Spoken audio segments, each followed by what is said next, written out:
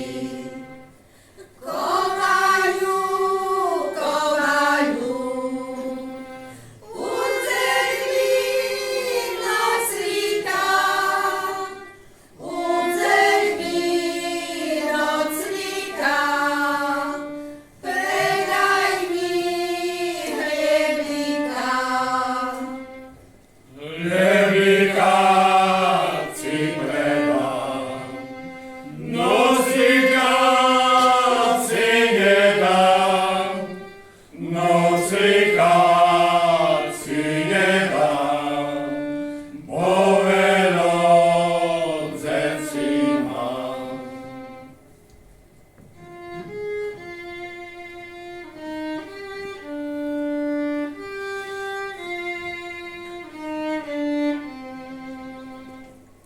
Kovaľová dzevka po dvore hodzela, knižečku trímala a ručky nemala.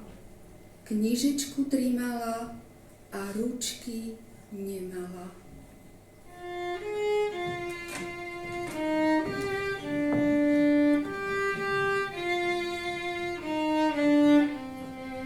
Keď Panna Mária prez prach prekročela, ze voledy ošel, syna porodzela.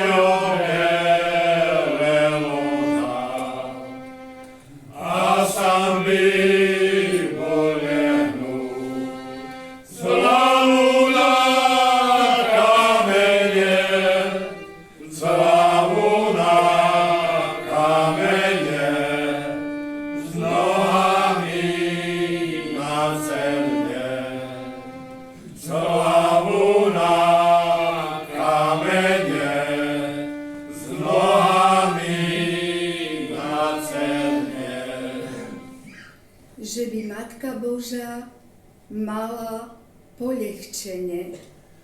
Že by Matka Božá mala poľahčenie.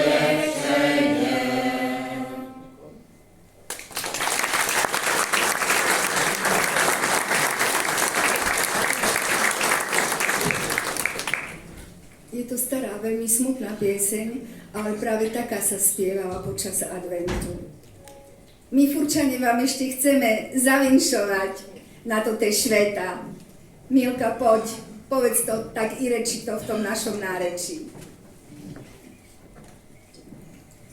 A ja vám čujem na toto svatú viliju, že by ste mali život jak samú pasiju. Že by vám šťastie, zdravie a hojné božské požehnanie.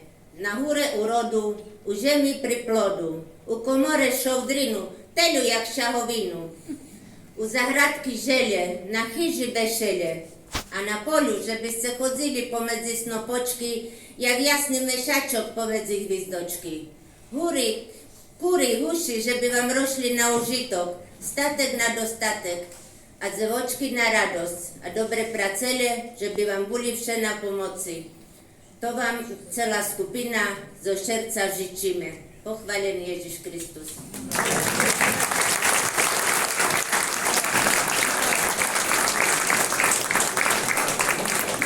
Folklórna skupina Furčane.